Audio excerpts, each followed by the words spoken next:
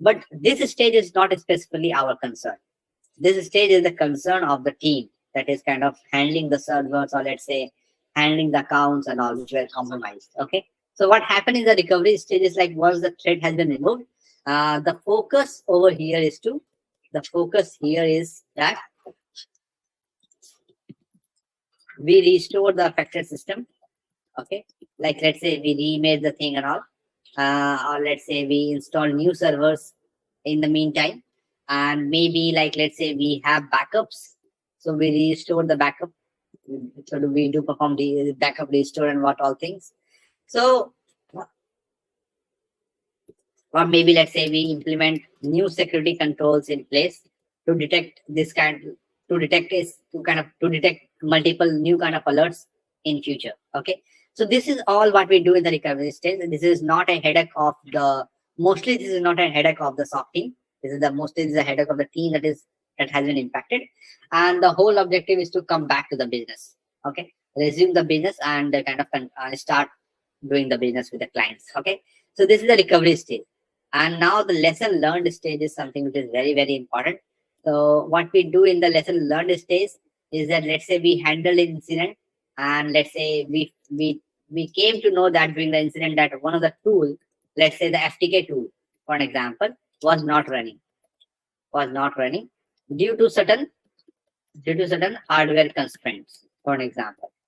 During the incident, it was running in the lab environment and all, but during the incident, let's say it failed, for an example. Okay, so what we do is that all those things that happened during the incident, what we do is that we write that down in the lesson learned section. So let's say one of the lesson learned is like, let's say FTK was not running. The other lesson learned can be, let's say, no access to a specific tool. So let's say our team needs to use a specific tool to kind of do the investigation, and what we figured out that we don't have access to that tool. Let's say we had an access, but let's say the management has removed the access without notifying us. So what we do is that all the bad things that happened during the incident handling, we record those things in the lesson learned, and maybe sometime also the good part, what thing worked, what thing works over here. Okay, so let's say we say that okay, because we had 5 systems which had huge amount of RAM, like 512 GB of RAM, we were able to kind of do the analysis in a quicker way, for an example. Okay, so we also kind of record that things in the lesson learned, but the most important points are the one where we failed. Okay, and why we do that, as I told, the cycle is something like this. The cycle of the incident is something like this. uh, we start with the preparation, then we go to identification, to then to containment, eradication, then recovery, and then lesson learned. And with this lesson learned, what we do, we come back to the preparation stage, and we prepare ourselves that next time when a similar incident happen, the tool FTK should be responding, let's say, and we have access to that specific tool, rather than kind of spending time or wasting time during the incident. We figure all this thing in prior.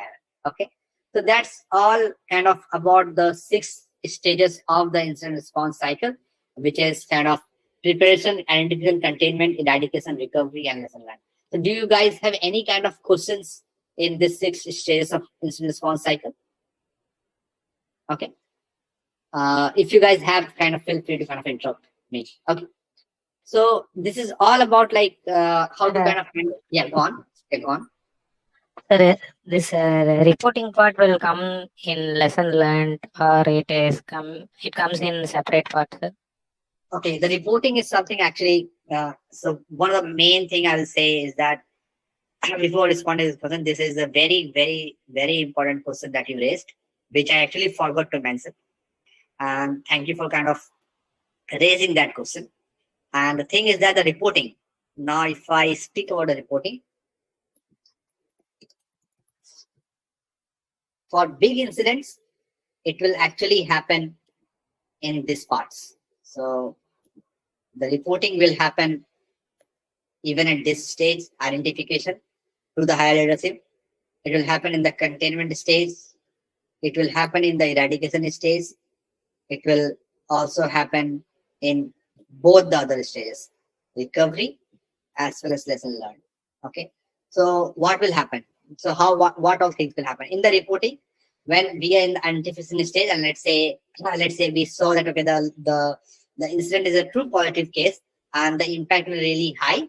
In that case, what we do is that we prepare a quick short report and we provide a first-hand notification to our security leadership. So let's say in the identification stage, you saw that okay, data were expelled out.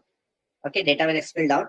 So what you do is that you quickly, rather than kind of waiting for all these stages to complete, what you do is that in this stage itself, you kind of inform that to the legal team. Okay, to the legal team that there has been an incident where let's say 100 confidential file were stolen by the attacker. Okay, so you do that in the identification stage itself.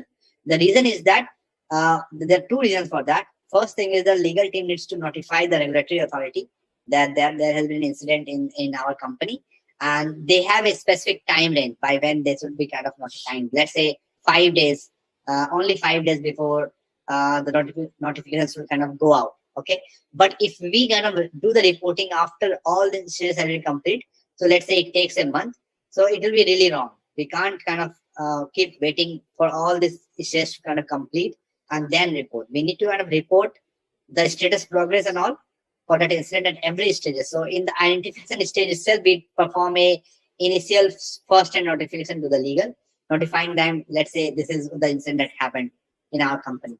Then in the containment stage, again, we kind of inform the security leadership that we are now contained, and how we are contained, we provide that detail. Similarly, in the eradication stage, we kind of provide that okay, now the malware has been kind of totally flushed out, for example. So we provide those all details in kind of at every stage of the life cycle. Okay. So I hope this answers your question. Do you need any further clarification on the reporting part?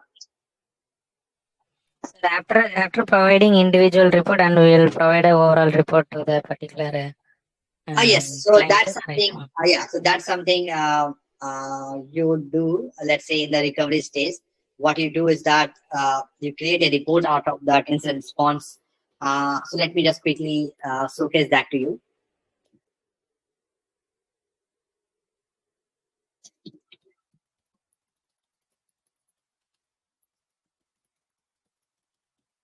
So what you do is that there is actually a specific format by which you kind of write the report. Okay.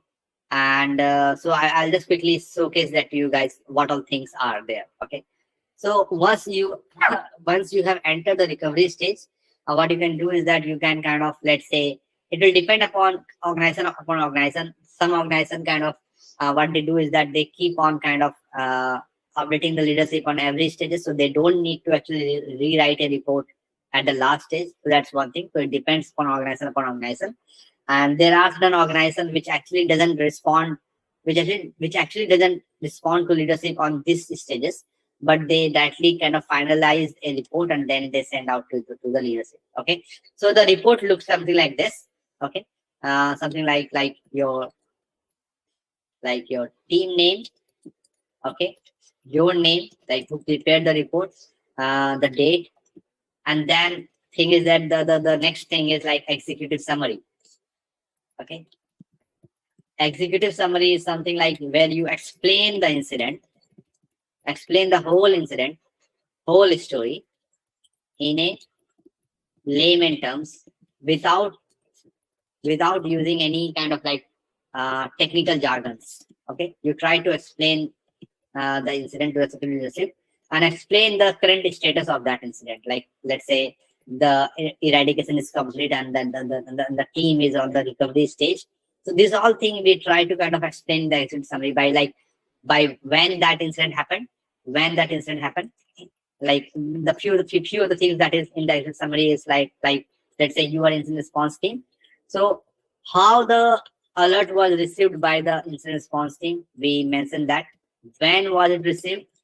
Okay, and what was the nature of that alert? What was the nature of the alert? So these are all things we kind of notify in the executive summary, and then we kind of also notify the root cause analysis.